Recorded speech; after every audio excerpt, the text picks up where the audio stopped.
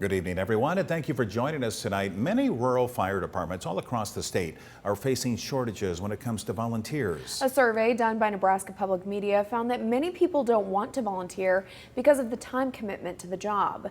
Channel 8's Matthew Mittleiter has the details in our top story tonight. Rural fire departments across Nebraska say they're struggling to meet demand for volunteers. Nebraska Public Media found that 59% of their survey respondents think a shortage could impact their local department's services.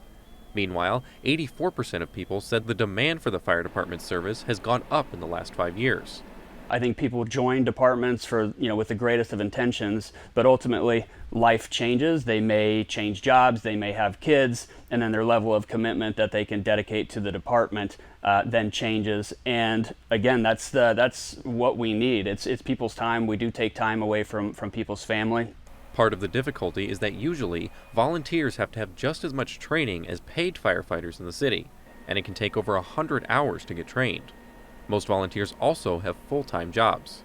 There's very few people in the world nowadays that can afford to not work, so unless they're of retirement age and then, going into burning buildings when you're over 60 is not something you want to try and make a habit of. Many rural departments also get between 100 to 200 calls a year, and some closer to the cities get even more, adding to the commitment. Firefighters say recruitment is all about getting involved in the community and making people aware that volunteers are needed in small towns.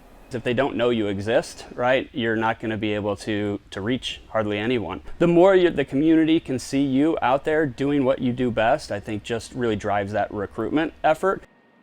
The firefighters I spoke with say the need for volunteers is always increasing, so if you're interested, don't hesitate to reach out.